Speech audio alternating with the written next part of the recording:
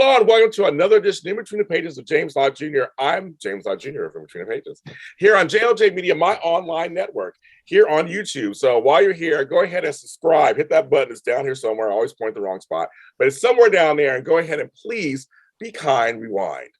Okay, so now we got.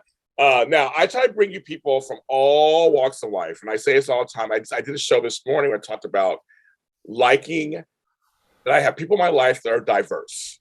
I have Republican friends. I have Democrat friends. I have friends. I have family members. I would not be here if it wasn't for interracial relationships. My kids would be here if it wasn't for that. My grandsons. I have a wide range in my life, but I do take race seriously and racism serious-er. That is a word, yes.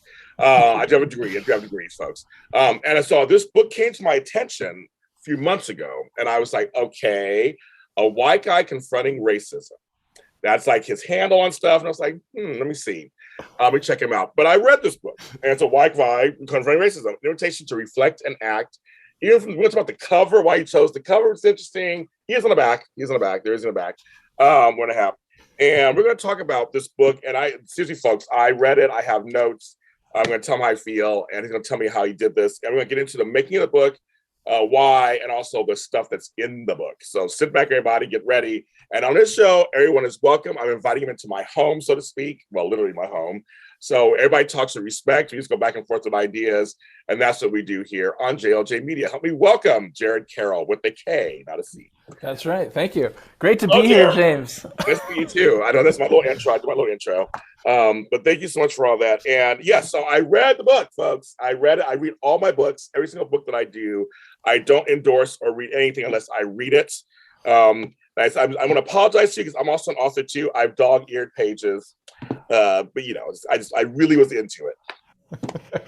Hey, I think I say somewhere in the beginning, like dog ear the parts that resonate with you. So you follow the instructions. I do follow instructions well. I used to be an actor. I do follow instructions well. Okay, so I say this with respect. I'm going to explain why I say this. This book was not for me. It was not written for me. I think that's the point. And I say that, and I like the book a lot.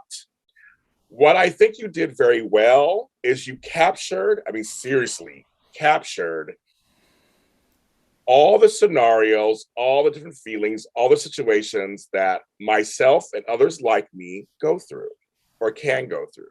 You covered it completely. I can't even think of a thought or situation that you missed. So congratulations. That's it. Thank you. All right. Hey, good night. Thank you. I know. I mean, because as a black man reading this book from a white guy confronting racism, I'm like, well, what is he going to talk about? And this book, folks, is literally about him talking about his personal relationships, personal things interspersed with lessons he's learned. I have always said this, Gerald. I said I had some flack with this. I've been black a long time. I'm black a long time. Over the years, I've gotten flack for. This is how I say this. I was born during civil rights in the 60s. I was part of desegregation in the early 70s. I was part of coming of age in the 80s where I couldn't get jobs because I was black. I started having kids in the 90s, and I had jobs where I couldn't advance because I was black. In the 2000s, we had a recession. Things started happening there, and I changed my whole life. As an older black man, I had things going on with that too. I'm in Hollywood now. I've been for next month will be 14 years, like 14, 15 years in Hollywood as a black person.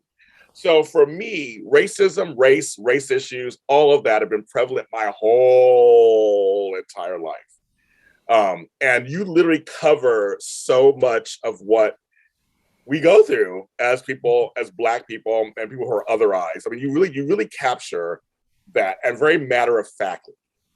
So that's what I want to say. That's my opening to you. I just want to say that to you. I just thought, great job with that. Well, thank you very much. I mean, I'm humbled and appreciative, and I think it speaks to what I'm trying to say in the book for other white people is pay attention. I've been trying to pay attention for 21 years now, doing this work. So to hear that from you is honestly, just so flattering and humbling and validating actually, and affirming of like, that's why I wrote the book. So you're right. It's for white people, but it's also black people and other people of color reading it going, okay, yep, he's saying some stuff that other people need to say that maybe can't say or would say differently. There's so many dynamics, which maybe we'll get into some of those. But so thank you. I really appreciate that, and I appreciate you, reading the book so carefully and thoroughly, and dog earing and flagging and stuff. I did. I was like, what do you say So here? What do you say there? What's going on over there? I did. You cover a lot because I said in the last couple of years I did a lot of speaking engagements, a lot of online speaking engagements because of the COVIDs, a lot of online speaking engagements where I talked about race in Hollywood, race in some of the business that I have, or I'm a professional organizer. I talk about that, and I use a lot of language, especially saying things like, "Well, I tell Black people not to look for white folks to save them. We know what's going on, so I feel like we need to come together and support each other." But I will always take a white ally who's like speaking the truth and who openly supports our struggle and sees it as an American problem, not just a Black problem. So that's something I've always said. I've got some flack for some and people applaud me for it, but I feel like this book is like good. Okay, so someone's written something that white folks, and like we'll put it in quotes, could be anybody, anybody can now see something in just a form. It's very easy to read, folks. It's I like the way it's set up. I like the form of the book. You can follow the book really easily, and it's just matter of fact. I said it once before, it's matter of fact.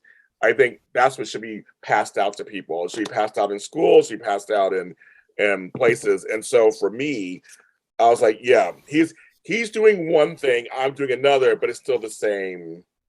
We're going for the same thing, right? exactly. Again, I'm just humbled that you found it so relevant to you and to what you've experienced, and it's really affirming. And you're absolutely right. One thing for me, I think the reason I'm able to do that, a couple of reasons. One is what I mentioned. I've been paying attention for 2 decades now. And we'll get into it. It's in the book, about my dad being a gay man, Yes. and we'll talk about Yeah. all that, I'm sure, because it's very central throughout the book, and that was very intentionally done, about how I, as a white, cisgender, straight man, came to care about this, let alone write about it and do this for, this work with other people. So, had to pay attention, but I've also been reading and listening for 2 decades.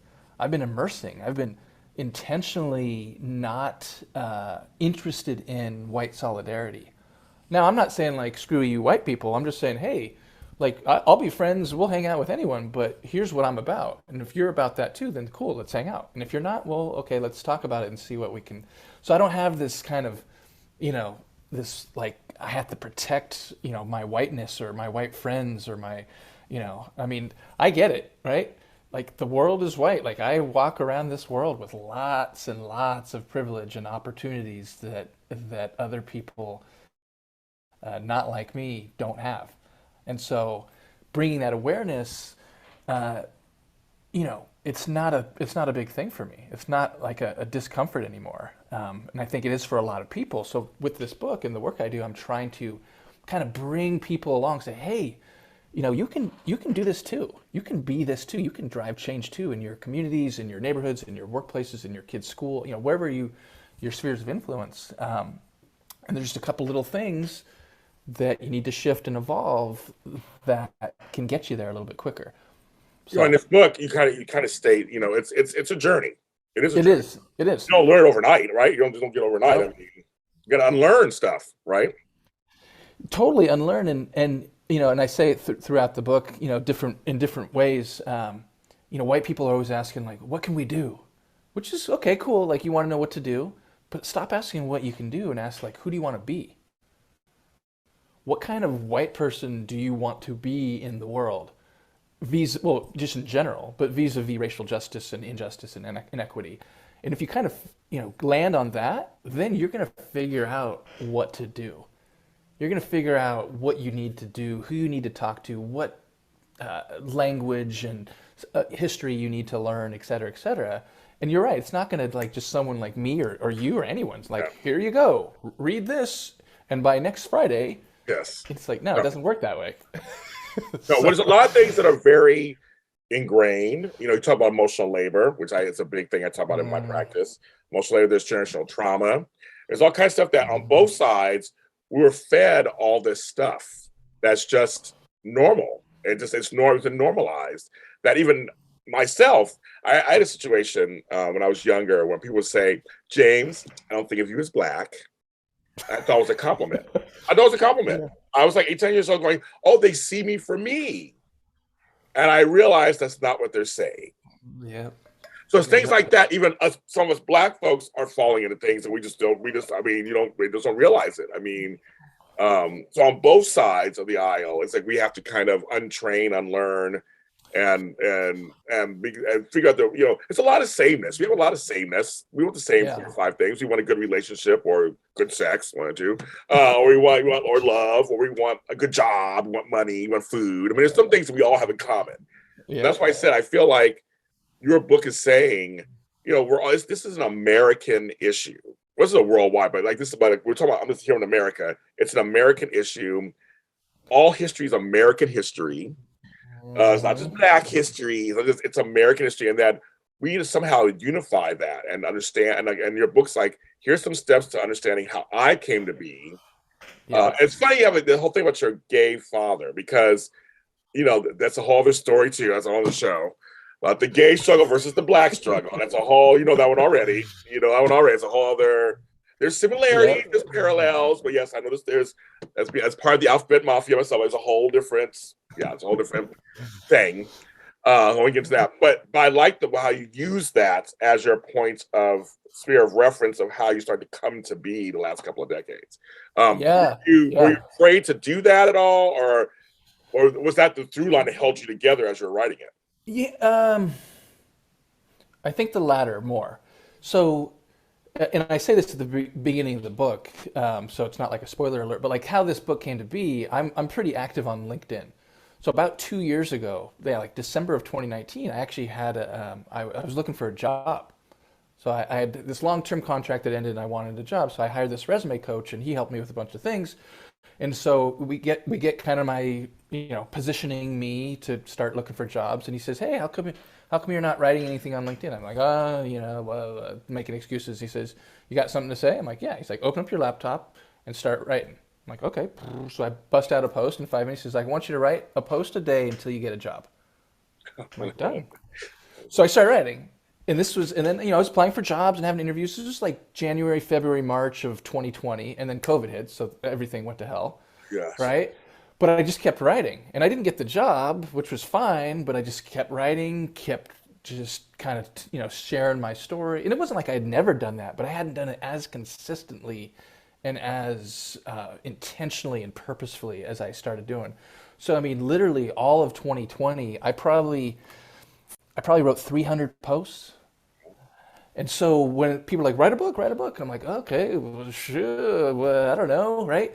So I just started taking all the posts and I said, well, what do I got here?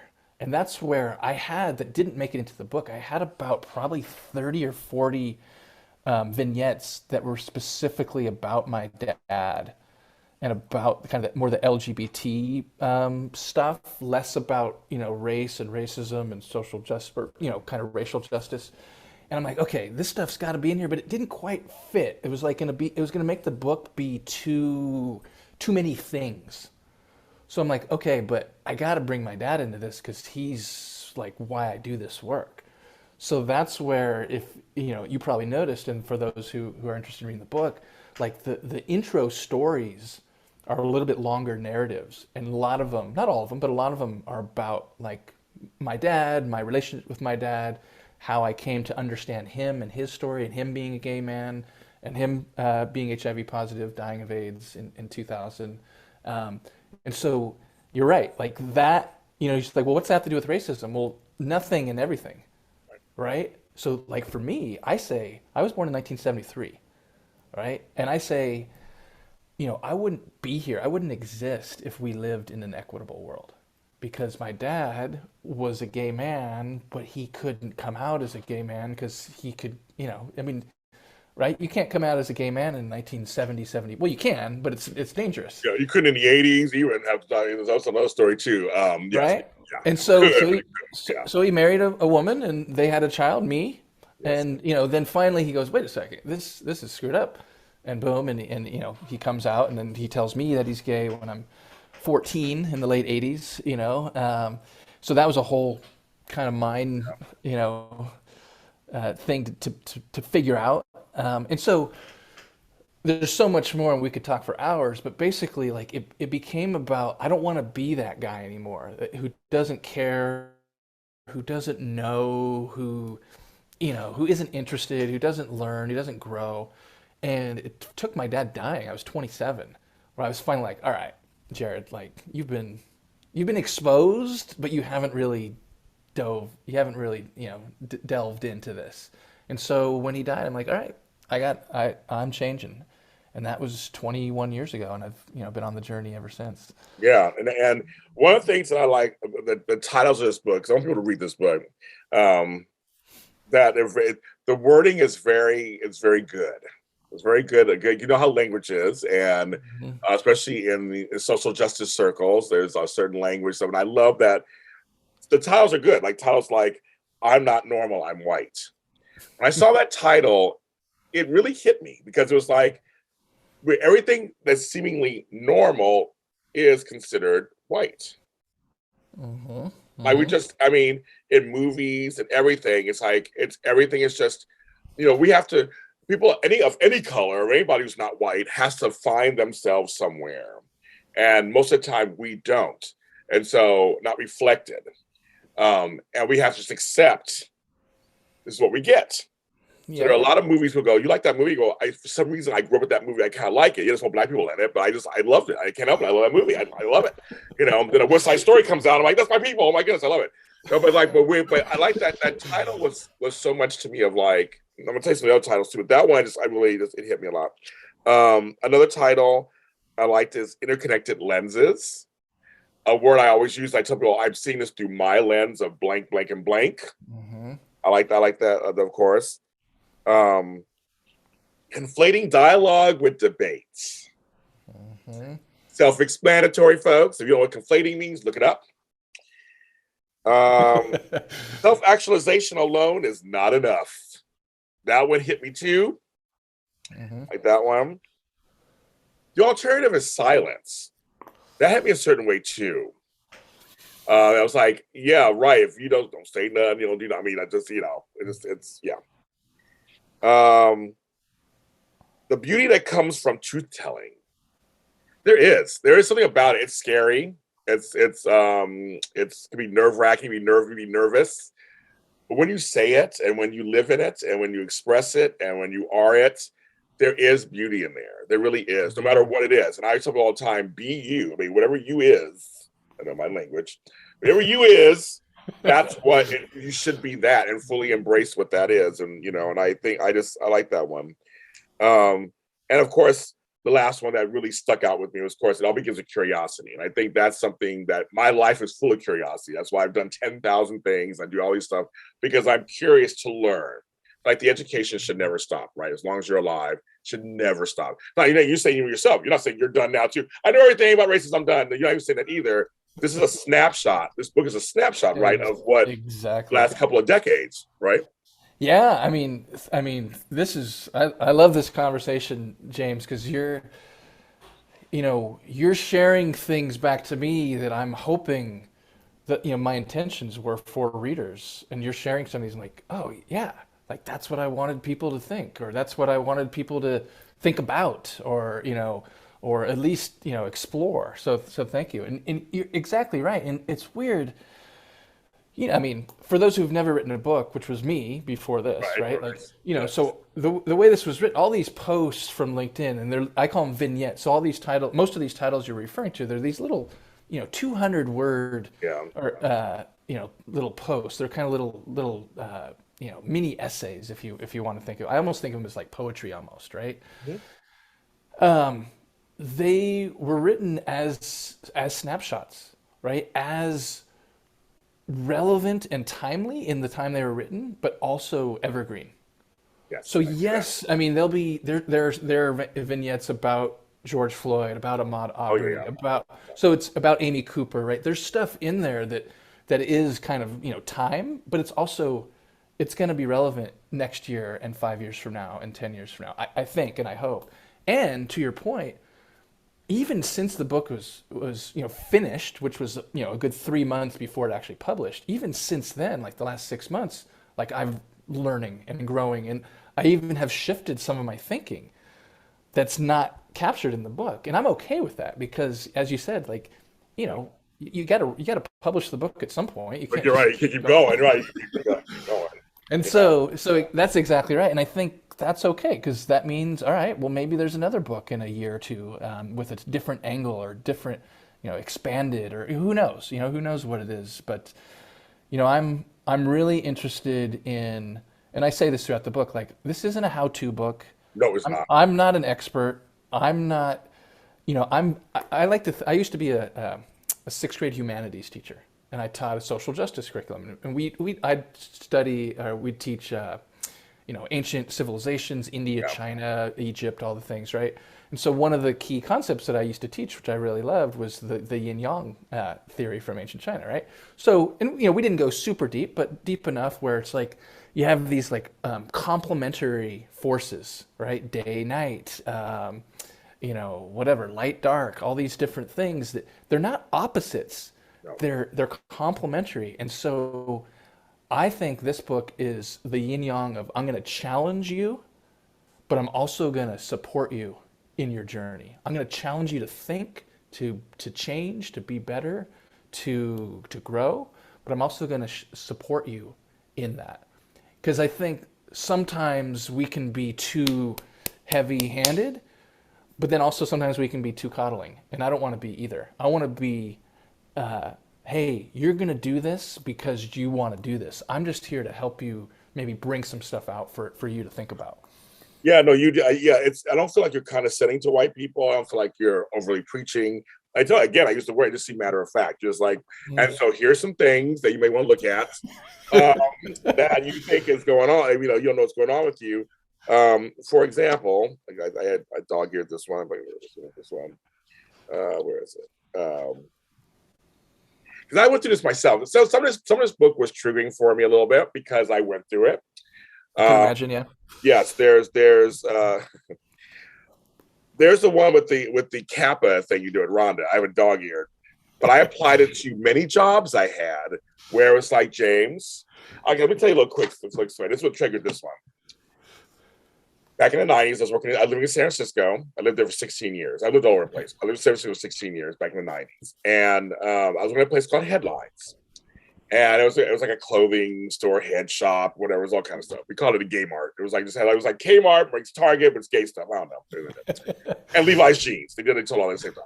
On Market Street, Main Street of the city. I got there. I mean, and a white guy got there the same time I did. We were on the same age, same work ethic. I'm still friends with him to this day.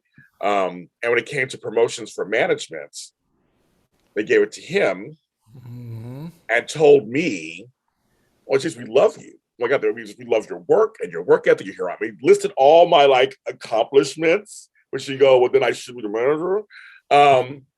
But well, we have a certain image to promote. And if we put you in that position, it becomes a whole different store. We'll pay you the salary and give you some days off or whatever. And I was like, this is my own network. Excuse my language, but fuck the salary and the network. I want the title and the job. You know what I mean? It was just kind of, it was like, I was reading that part. I was reading that. You'll notice you have another one. You do an example of that too. And I was like, that just triggered me. I'm like, I've been there. I have totally been there. Where they literally tell you how great you are and how much they love you. Mm-hmm. When I say they, white folks, and then they don't follow through. There's no follow through. Yeah. So I thought it was kind of when you got it, I was like, that was a trigger for me. I just want to let you know that. Well, I'm sorry to trigger you, but I'm also happy you. Would it be beneficial to your listeners to read that little vignette? I know exactly where. Yeah, it's on page 150. I have it. I have it right here. Yeah. Do you want to read it, or do you want me to read it? I'll have you read it. I talk all the time. I'll let you read. It. It's your book. what James is talking about is and well, here, I'll just read it and then we'll give any framing afterwards. So the title of this little piece is called "We Like You, Rhonda, but You're Just Not a Kappa."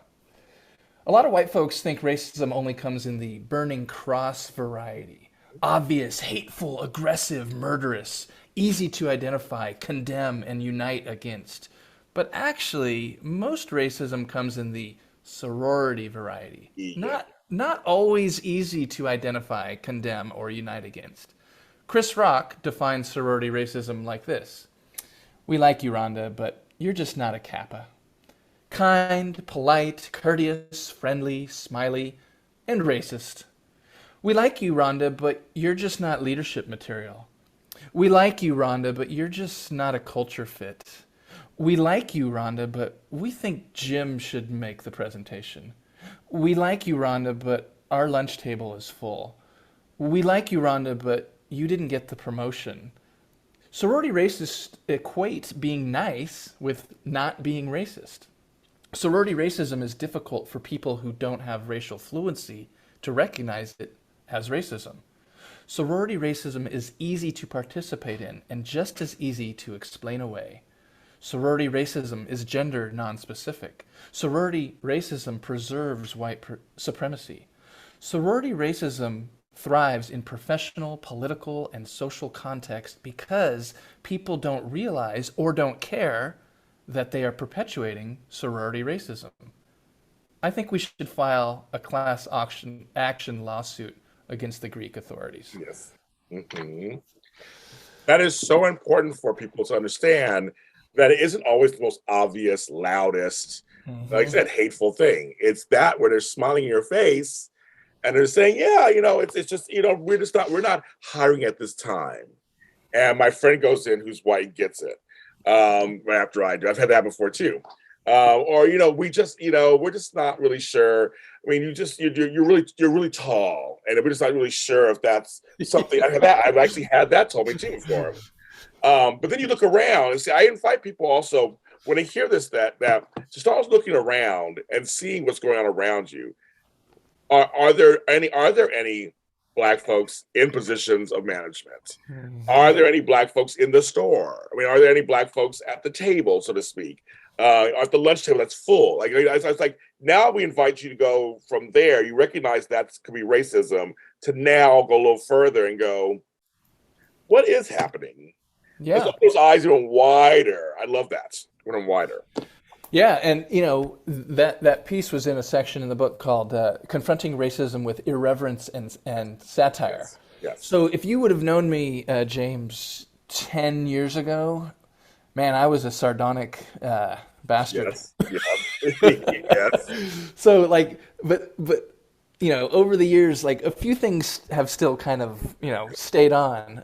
So I think it's important to bring a little. I mean, you know better than me. Like racism is no laughing matter, but if we can illustrate concepts and points and context with a little bit of humor, I think it's worth it. I think it's worth it. It's a different approach to it. It's not. I wouldn't recommend myself or anyone like have it be the only thing, unless like you're a stand-up comedian or whatever. That's your gig. But but I think there are ways that it can be illustrated in a way that maybe if you were just more kind of straight or matter of fact, as you said, maybe wouldn't quite capture it. So that's why I included some pieces like that in the book. That you did. Hey, there's some there's some things that are kind of silly if you think about it, right. But they're obviously not silly because they're very serious. Well, everything's three-dimensional. It is some of the things that racism happens. It is silly. It's downright stupid, right? And ridiculous and nonsensical. But then it's serious in a way because it's impeding your progress. It's impeding something that you want. It's a barrier for you. So it's silly on one end, but it's all. That's why comedians do say a good comedian does. Well, Chris Rock does a great at too. Does a great job at actually conveying the silliness of a situation that's serious. There's a way to do it. It's nuanced. There's a way to do it. And I think you did it in a way that's not offensive or anything. I don't think you did anything that's offensive. Another thing I'm going to just read this one little part. Stories matter. Your story matters. My story matters. Our story matters. just that first three things, I like that because we're not trying to say because you are white, you're dead to us now. Get the fuck out the way. We don't give a fuck what's going on with you. We don't. That's not what we're saying. Your story matters. My story matters. Our story matters. The stories we tell matter. The stories we don't tell matter. And you go on to that, and I love that one too because it's all about stories. That's how change really happens most of the time. We can tell people this is what racism is. But I remember one I used to work at a place called AfterBuzz TV in North Hollywood, and we had a channel called Black Hollywood Live. And there was one point there were all these black hosts. There's a hosting, we have shows, and I had a show on there too. But there was like 7 black men who were all together. Rare, it wasn't always like that. So it's kind of this rare occasion. I was the oldest of all of them, of course. That's just my life. We're 7 black men in a circle talking about police brutality, about being employed by police. Sadly, each of us, 7 black men from different parts of the country, of different ages, different sizes, different orientations, different everything. Sadly, each of us had at least 2 stories involving the police. At least. And we were talking about it, and that's how we were sharing. Some white folks were listening, other hosts were listening to us, and they were just in shock. They were just bright-eyed and like, wow, I don't understand. Like, so us telling our stories to them and them listening, to me, that helps affect change, hopefully. Absolutely. I mean, you mentioned earlier, one of the titles you liked was Interconnected Lenses. So the 4 interconnected lenses that I, center throughout this book are social justice. Like that's just a foundational thing. If you don't have that, then what are we doing? Then we're just bullshitting, right? Yep. So social justice, emotional intelligence, building relationships, listening, empathy, compassion, curiosity, right? Mindfulness. Yes. Right? Especially, well, for anyone, but especially for white folks who, this makes me nervous. I don't know what to say. Right? Hey, you got to push through that. And if you can be comfortable with yourself and go, okay, I don't really know what to say or what to do, but I'm going to stay in this conversation because the alternative is silence. That I could easily use my privilege to peace out. Oh yeah, easily. Which people do, right? And then the 4th lens is storytelling. And I love that you saw that, like, it's not like, hey, black people, tell us your stories so we can take pity on you. No. I mean, hey, if you want to tell your story, I'm going to listen, and I encourage you, and I want to hear it. But white people, I think we think that like our stories don't matter, or that if we're going to tell our stories, we're upstaging black people, or and granted, there are nuances to it, and there are skills, and there are ways to, I used to be a story. Actually, I still do a little bit of it, but I used to really, work with people on storytelling coaching. Like, how do you tell a story? How do you tell a 90-second story and a 45-minute keynote story and everything in between?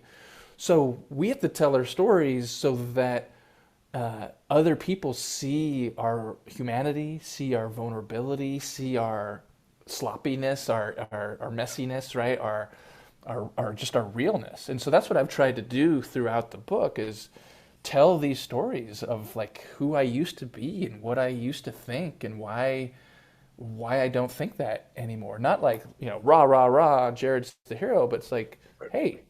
And so I'm hoping and I'm thinking, and some of the things you've shared help affirm this, and some things that other people have shared, like, man, I see myself in you. Even though your stories, Jared, are unique to you, that was kind of like what happened to me, or I did that once too, like you, and it was really embarrassing, or, whatever it is. I'm hearing all these anecdotal things. It's like, good. People are seeing themselves in me, even if they don't know me or, know who I am, don't know me personally, don't know me virtually. It's like, okay, so that's why I emphasize the storytelling bit, because, change happens in relationships, and relationships are when we know each other better. And we know each other better when we share stuff with each other, and we get to, go a little deper than just like, hey, what's up? I had a situation. I have cousins in Ohio. Mm-hmm. I have white cousins in Ohio, and love them very much. I mean, I know they love me. I love them very much. And I remember once being at a table in Middleburg Heights in Ohio, which is in Cleveland, and sitting there with all my cousins and their friends. They're all white. I'm black, the only black person there. I'm cousin James. They all know who I am, and it's all everything. I'm like celebrity when I get there. It's very homogenized at that part. Because Cleveland's also has a lot of black population too, but it's like they're on the white side of town. So I'm sitting there and I'm talking about the Wahoo, which was the symbol for the Cleveland Indians, and how the Indians, I mean, deservedly so, don't like it for some reason. This was years ago. We had this whole discussion. I'm telling them why they probably think they don't like it, what's going on. And I got this pushback, and it was all about, and at the very end of everything, I changed one mind though. I did change one of my cousin's mind. She's like, see it differently. But everybody else was like, no, James, you understand because you're not a Clevelander. They went that direction. I was like, you're not gaslighting me, bitches. I know what's going on here. But it's like, but it was just kind of, it was very much, but it was interesting. Well, I mean, we left fine. I mean, I was no, but it was very interesting that happens too, right? It happens all over the place. And it's like, but there's some things I have changed people's minds when I'm going back to the visit because I tell a story, because I share something with them. And also I'm a public guy now, so they see things that have happened to me and they go, oh, Jim, I'm so sorry it happened to you. And I go, now you start to feel it. But like, that's what, you gotta be, I think a lot of us need to be connected to it somehow personally. It has to hit them personally sometimes, I think. Yeah. Well, I mean, you hit on so many points just by sharing. Yeah, I know. There's a lot I'm saying. So that story makes me laugh every time, but I just had to. Well, no, it's brilliant because I mean it points to how storytelling is important, how like provincialism. Yes. Right? Like you're not a Clevelander, like okay, but it's like if you're outside. Jerry, you don't understand because you don't live here. We're paying homage to the Indians that were here. You're from LA. Yeah. You eat avocados. What's wrong with you? Like they don't. That's pretty what they said to me. I'm like, I don't. Yeah. I mean, I've been to Cleveland. I've probably spent a total of 48 hours in Cleveland. So like, I get it, right? But what also came up for me is this idea of it's like an error of emphasis. So I have a vignette that I'd love to read because I think your listeners would appreciate this because I think you speak to it. So an error of emphasis. This is on page 79, by the way, for those following along. Yes. One of the best bosses I ever had passed away in 2020, losing his year-long battle with pancreatic cancer. He hired me for my first editorial job after 12 years of teaching. He showed me the ropes of content management, startups, business 101, working with an engineering team, and so much more. Every day at lunch, we'd talk politics, books, art, writing, travel, pop culture, endless discussions with endless drops of knowledge on endless topics. He also was a clever wordsmith, a phrase he taught me that I still use today, error of emphasis. It's when someone takes the focus away from the main point of an issue and deflects to a minor or irrelevant point. Like when people want to focus on how a white woman had her dog taken away instead of how she weaponized her racism against a black man, Amy Cooper. Yep. Like when people want to talk about black people looting Target instead of black people being murdered by police officers. These are errors of emphasis. Sometimes they're made unknowingly, carelessly, accidentally, and sometimes they're made intentionally and maliciously to avoid emphasizing what needs to be emphasized. Don't let your discomfort, lack of fluency, and fear lead you astray. Stay in the conversation. Don't make an error of emphasis. Your errors could be costly. Right? I know that. Yes, I know that. Yes. Don't make it about our beloved mascot. No, it's about humanity. It's about respect. It's about, we're talking about the Indians, right? It's like, what is it that we're so attached to a sports team that trumps? It's hard to use that word. Yeah, I know nowadays. Yeah. But that trumps like respecting people, humans, cultures, etc. Right? And I think that's the disconnect for a lot of people. It's like they're not seeing that aspect of it. That this is something that perpetuates the dominant narrative. Well, there's always that. It's always been done this way. Exactly. I'm sorry, it's always been done this way. We've never did it that way. Did it that way before. We've never tried that before. The Indians have been a team for 100 years. Right. Okay, well, it's time for them to change their name. And if I remember right, they did change their name. They did work it out. But but that conversation was something I'll never forget. And I always laugh about that because I tell my friends, I go, I said I was outnumbered, but the ending of the conversation they tried to bring up was that I was not a true Clevelander.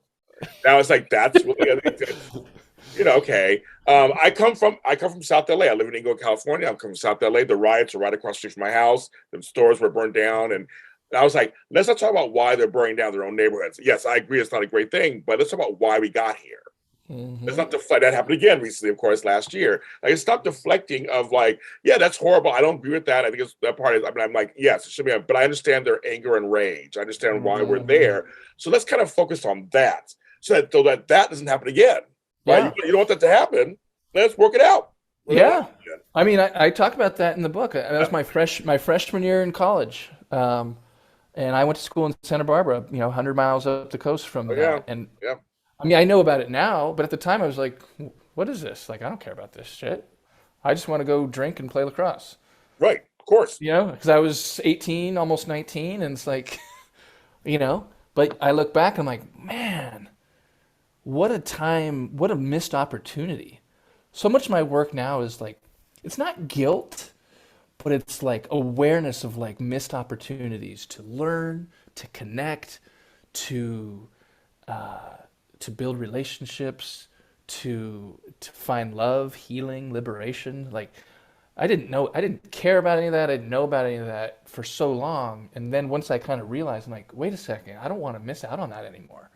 And that's kind of what drove me, to do this work, and then ultimately to this book is like, yeah, it's like self healing in a way. I want to ask you a question that's not in the book. Yeah, please. I'm curious what you think about this. Actually, it came to me about 5 minutes ago. I was like, I'm gonna actually ask this question. So there's this movement to offer real history in schools. And it's been introduced in a variety of ways across the country, and some people, whatever. But my question to you kind of is, because the argument always is, don't make white kids feel bad about themselves. I'm talking under age of 10, or not. So they wanted to introduce this from the very beginning, right? And my child doesn't have to worry about learning about racism. It's too rough. And of course, us Black folks or people of color, any color, go, well, we're 5 years old dealing with it. I mean, so I was kind of curious. And you have kids, you have twins. Yeah. I was curious, what are your feelings on this kind of this whole latest thing that's kind of happening? Yeah, I mean, the TLDR is total fucking bullshit. Yes, yes. So just to get that out there. Yes, get that away. Yes. I heard you swear earlier, so I figured it was okay for That's me. Okay. I don't make it explicit. I don't want anybody to see this, but a few words come out. It's about racism. It's warranted. It's warranted.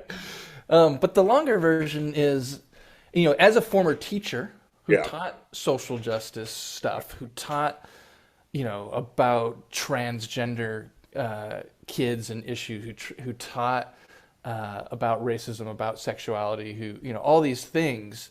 I taught sixth grade, so they were 11 and 12, but the kindergarten teachers were teaching this stuff too. So I have that background in that context. And now, as you said, my kids are 12, they'll be 13 at the end of January. There's a difference between truth and facts. So I think a lot of people, when they say, oh, they're too young, oh, I don't want them to feel guilty, all these things, they're all excuses. They're all coming from privilege. They're all coming from ignorance. They're coming from lack of fluency on adults' part, discomfort in how to talk about it, and kind of pushing that off on, well, they're only 5, or they're only 9, or they're only 13, or however they're only, right? But the difference between truth and facts is something like, let's say you're going to try and explain, racism to a 5-year-old white kid, right? You could say, it's a different world for Black kids out in the streets than it is for white kids. They experience things differently, and they don't always trust the police because sometimes the police aren't kind to them. Right? Truth. Versus facts. Johnny got his head blown off. It's like, okay, maybe a 5-year-old doesn't need to hear that, or it wouldn't be as effective. So like things like that, I think it's really in a way. I mean, we all know it's political. We all know it's grandstanding, and it's it's coming from privilege, and Of course. when you're used to privilege, equity feels like oppression, right? But I think it's also a lack of creativity and a lack of imagination. So, oh my gosh, I don't know how to. Well, can't Figure you? it out. Yeah, can't you talk to your kids about all kinds of stuff, like and teachers are trained to deal with social emotional issue. I mean, I know this because I was a teacher. Right. Like, we talk to kids about stuff, Yeah. personal stuff, social stuff, friendships, relationships, all these things. Like, why would we not talk about race and sexuality and these other things that they see, they experience? So anyway, that's my kind of long, little bit Well, no, rambling answer, but no. You yeah. answered it correctly. You answered in a way that I was like, that's the point, is that there's way that you can create a curriculum, and actually there are curriculums out there. My friend Mm-hmm. Tara, Start Dialogue in San Francisco, has curriculums for schools Mm-hmm. that about how there is a way to say things to kids, and I'm sure, and they're age appropriate. She has age appropriate ways how to do that. So I'm like, that's the whole point. It's like you just said it. Well, teachers are taught to be these creative, intellectual creatures out there and to teach our children. So you can't find a way to talk about real, like, and the kids already know already. I mean, I was 6 years old being bussed out to Sherman Oaks Elementary School. So folks at home, there's the Valley, there's LA proper, and there's Orange County called the Orange Curtain. So like there are three separate places that they're very separate. He's not because he knows they're very. I grew up in San Diego. Yep. Like, but it's very separate. I love San Diego. That's another story. But it's all very San Diego's basically LA South, just Yeah. much calmer and just a little nicer down there. Anyway, Yeah. but it literally, these three main entities are very separate. So when I was a kid in the early 70s, they were busting for desegregation. They were busting us out to the Valley, busting them into the ghetto, so into the hood. So it didn't work. It totally didn't work.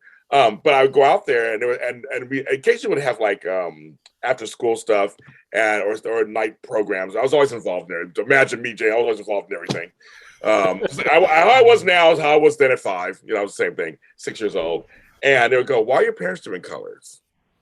Why are your parents this? Why does your father look like that and your mother look like that? And why is your nose so big? They would actually ask me stuff like that. The kids would."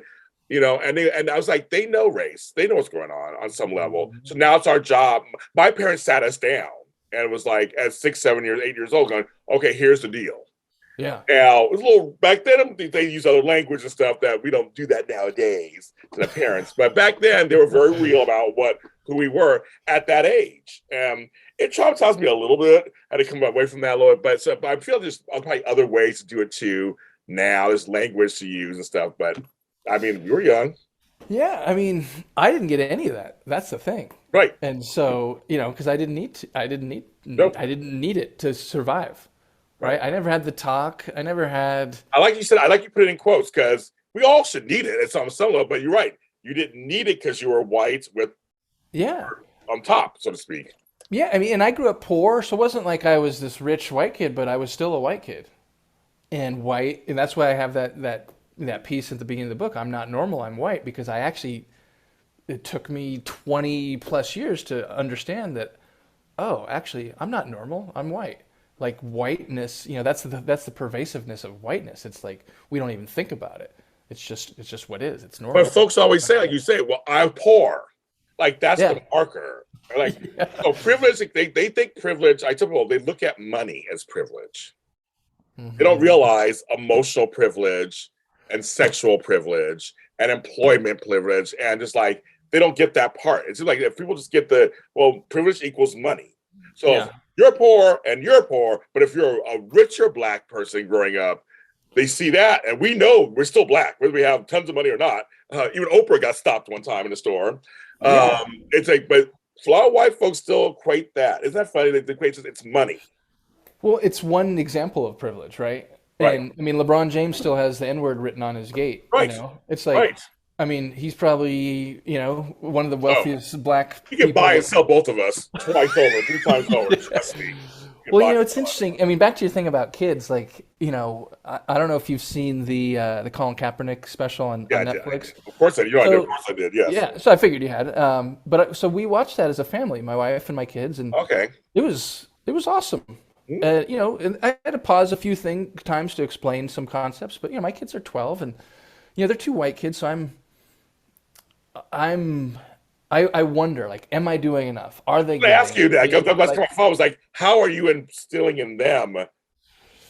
I think we're trying to normalize these conversations. They know what I do. They know Okay, I've written this book. They go to a school where it's very diverse. The head of okay, school is a black woman. Their head of middle school is a black woman. 50% people of color, okay. student families of color. We live in Oakland. Oh, wow, yep. Just my wife works in a hospital with in San Francisco. So just what we talk about, the friends we have, the clients for me, patients for her, like that we talk about and stuff. They see it as normal. And they're still two like white kids with upper middle class white kids. So it's like, are we doing enough? I hope.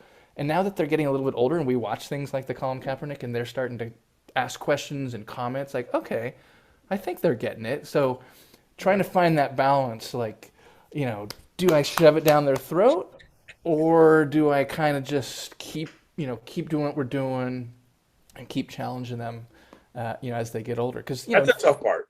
it is, because in 5 years, I mean, they're going to be in college. I You know? know, I know. It's crazy. I have grandkids, and they're white presenting looking, just because Mhm. of how my generation after that, and their parent and all that. So, but they're very aware of race. They're aware of their Hispanic heritage, their black heritage. They have their big black grandfather, big black great grandmother, their blonde hair, blue eyes, with freckles. This is life.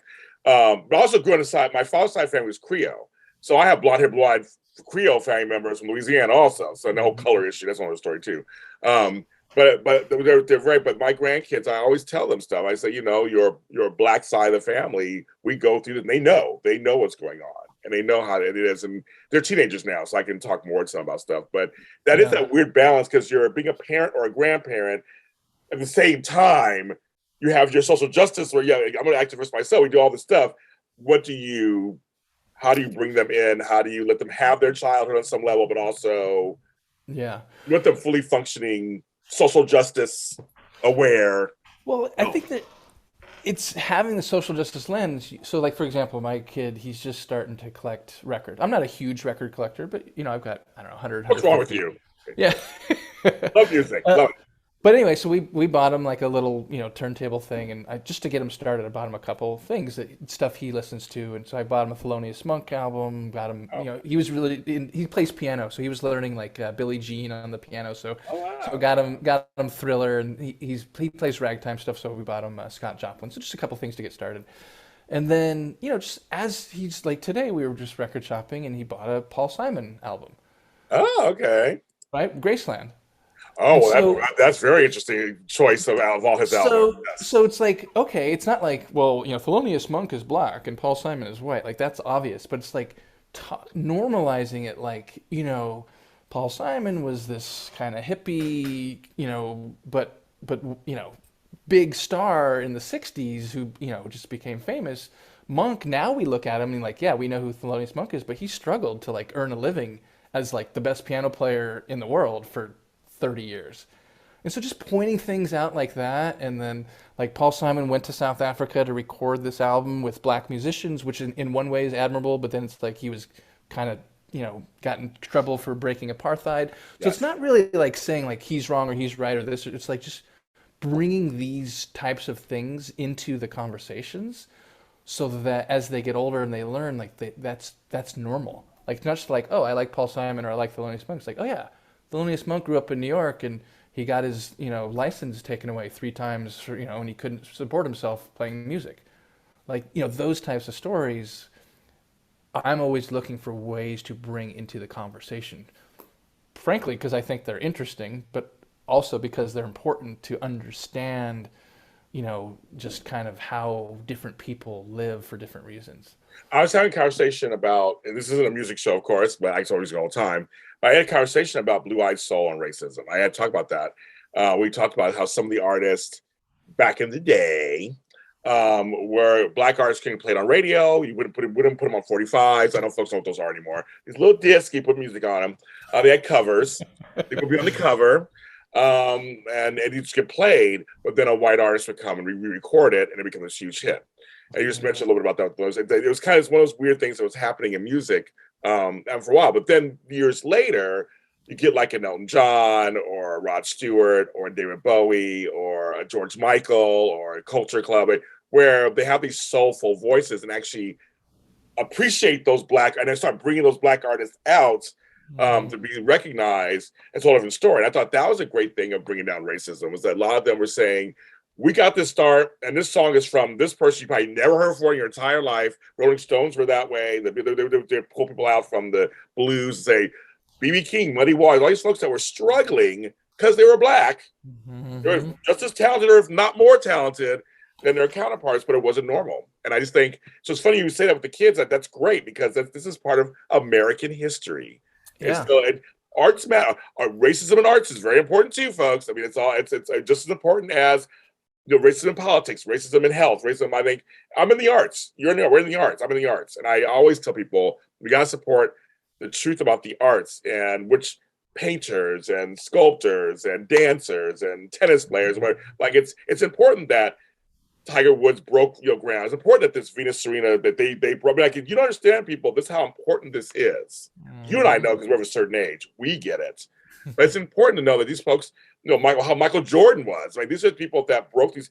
Michael Jackson was not played on MTV at first. People don't even realize that. There was no blacks played on. I had MTV since '81. I had it from the very beginning. We had a legal box in the story. But they always didn't play any black artists. Rick James was getting pissed, and he was huge. Michael Jackson, they had to threaten to not play any of their artists on Epic Records, and they didn't play Michael Jackson's Billie Jean or Beat It. There's a great interview with David Bowie. Oh, yes. Yes, I know that one. Yes. I forgot the VJ's name, but he was one of the... Mark Goodman is his name. Mark Goodman, yeah. I know that interview. I know. Yeah, it's like a 3-minute clip or something. Oh, yeah. David Bowie's just going like, oh, really? Interesting. He's kind of like... he said, Mark Goodman says, so Jerry got me started. I know how to do this. Mark Goodman says, he goes, well, you don't see me play any black artists. He goes, well, we're not just catering to the coasts. We're catering to middle America. He goes, oh, that's interesting. And it's looking, all the black was like, yeah, but again... he was doing social justice work on some level, because because he was a white guy saying this. Yeah. And how absurd, like, doesn't that sound absurd? Like, you mean like Prince from Minneapolis? Right. The coast of Minneapolis? You because I never exactly. I mean, is that insane? I had to explain to people the other day. I used to go to Tower Records, which is not here anymore. I'm sad. And go to the black section. It was called Pop Rock and Black. And I said, they're like, really? Go, no, that's for the longest time. It later became R&B and soul. They kind of started moving words around, but it was like the black charts. I'm like, just not that long ago. It's the 80s. It's not that long ago, folks. I remember going to Tower Records. Yeah, I'm sure you do. I'd listen to Casey Kasem's Top 40, and I'd go, I'd listen and I'd write it down, like, oh, I got to go and I'd bike down to Tower Records and buy a 45 for 99 cents or $1.49 or something. But that's important. I mean, that stuff is really, I mean, I think it's also very important to this race talk, because culture, a lot of black folks have helped create the culture that we're following. The shoes, the clothes, the dances. TikTok literally is littered with obviously black influences that everybody now does, and where's the credit? Sometimes we have to like where is the credit? That's another thing too. Well, this is, I mean, we could talk all night. Yeah, I know, James, about this. You mentioned at the top, like, it all begins with curiosity.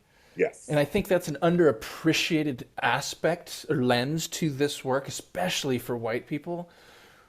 We're not curious. So like I wasn't a musician in high school, but I was really into music. And I was into like, I don't know if you grew up in Southern California, like 91X, San Diego. Like, yes, I do, yes. New wave stuff. Hello, yeah. Like, all that stuff, right? And then I got into K-Rock, KIQQ, all those. Yeah, exactly. And then when I was 17, I was a senior in high school, and I discovered some old blues records in my mom's library. They're probably my dad's, actually, but they were in my mom had them. And I was like, whoa, like this is awesome. It was like Mississippi John Hurt, Taj Mahal, like these old blues guys. And then I liked the music, but I was also curious about their lives.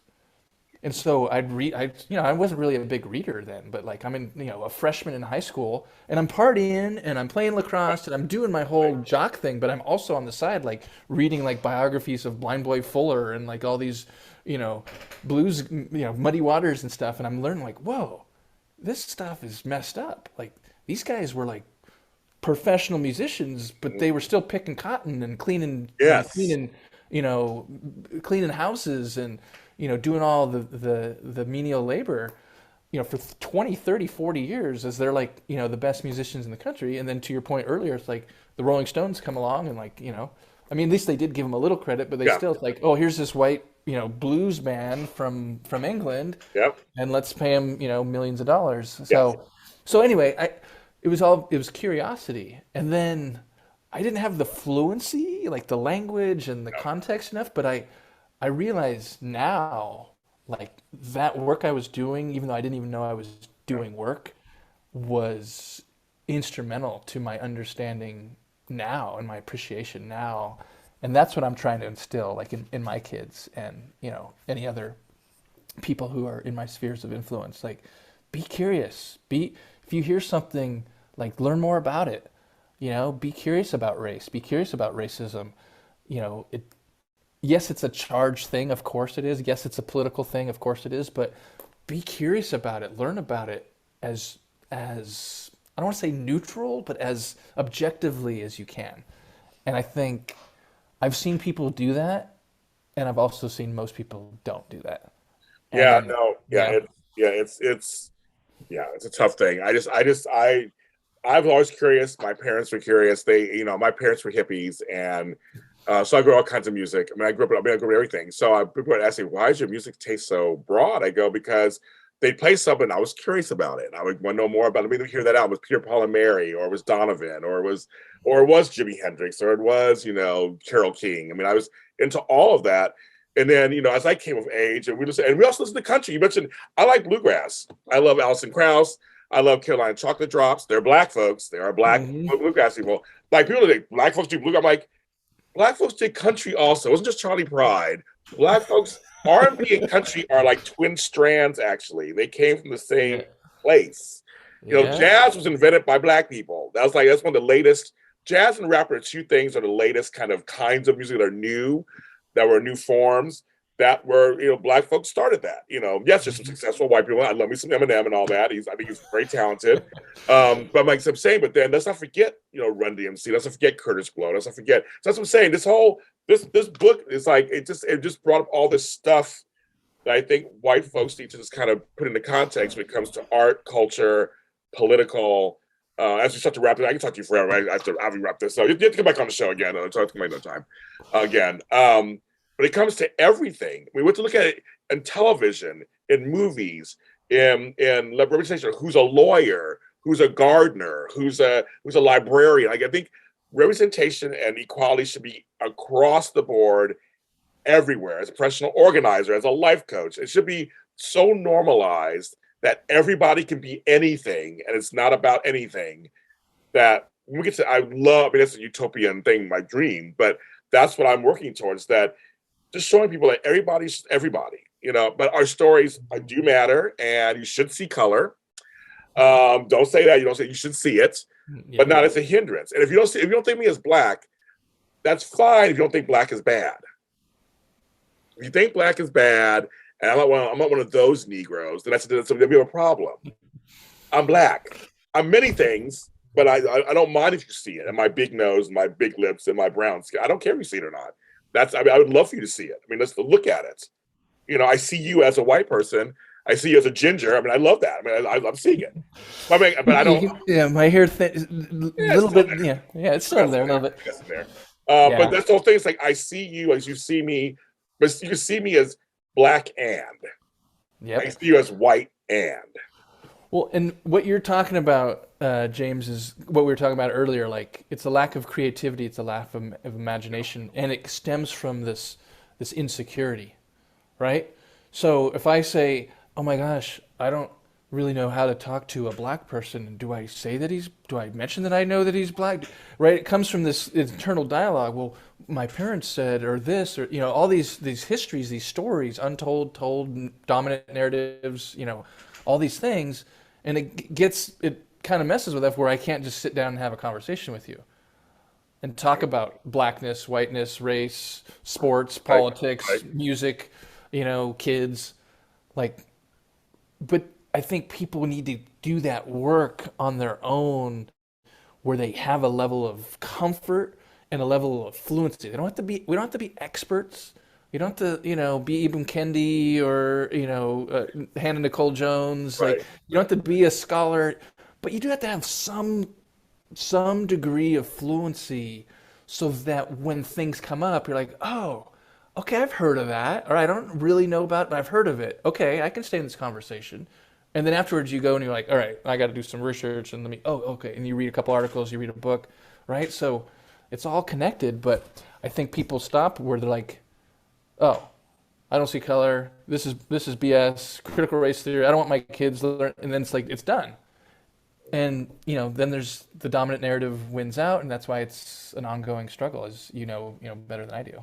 I always say that I support my black folks, of course, but I support any white ally who sees it as an issue and is willing to be open to the Hmm. possibility of change, and also that me gaining equality doesn't take away your equality.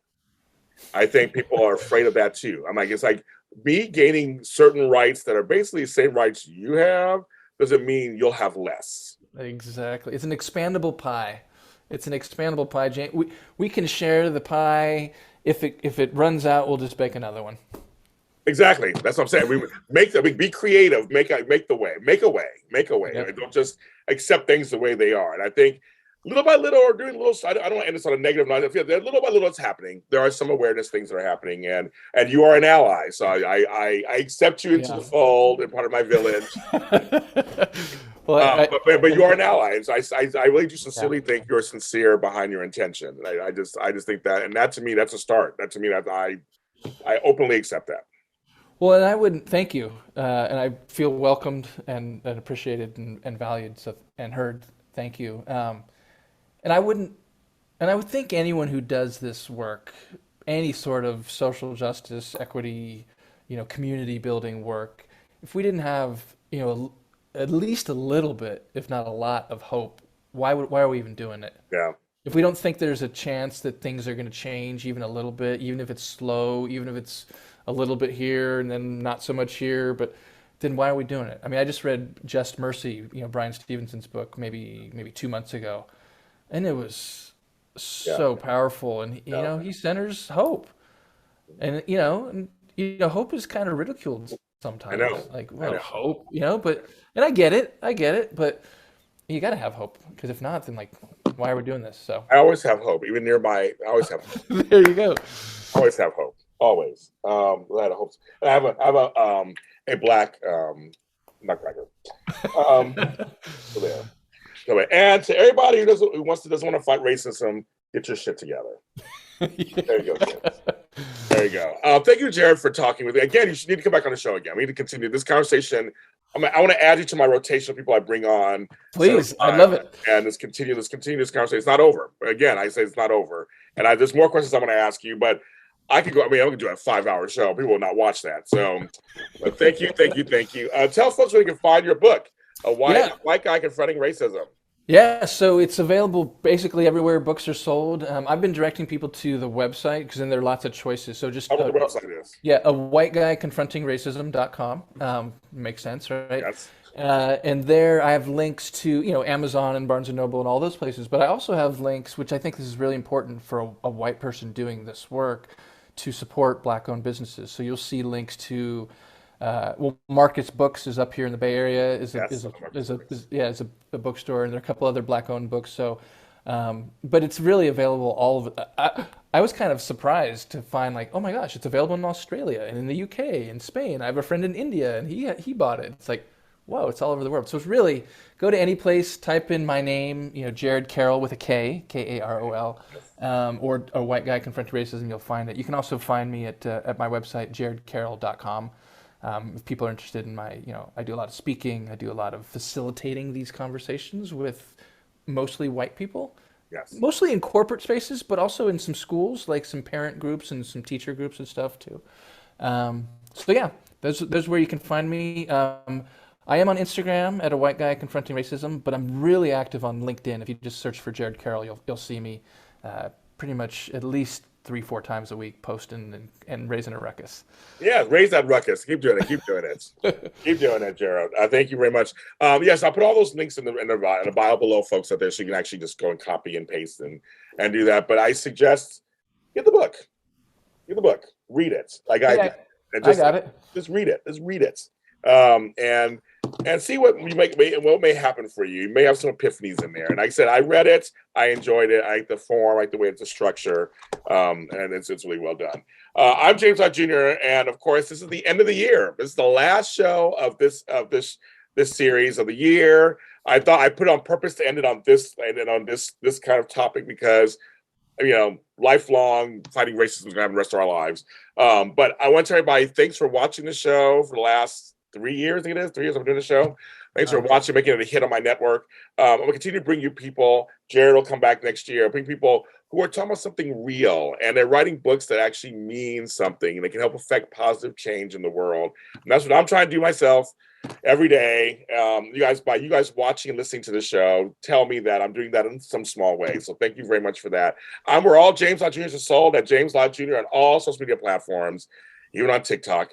I'm there too, doing all kinds of stuff on there too. But you can check me out in all those places. And I have books of my own too. And you can check those out on Amazon.com under James Lott Jr. I have audio dramas on every streaming service platform you can think of. And again, this show is everywhere. You can go on YouTube with JLJ Media, subscribe at the bottom, hit the subscribe button, follow. If you're a new person, welcome. Check out, I got 35 shows. Check them out. From Star Wars to being left-handed. Check them all out. And it's something for you. But pass this interview on to anybody you think needs to hear this. Take the link, share it with them. And you do it on YouTube or Facebook or Instagram, in their Facebook stories. Share it with anybody who needs to hear this, because I think this is a very important conversation between two people talking about racism. I'm James Lott Jr. We'll see you next year.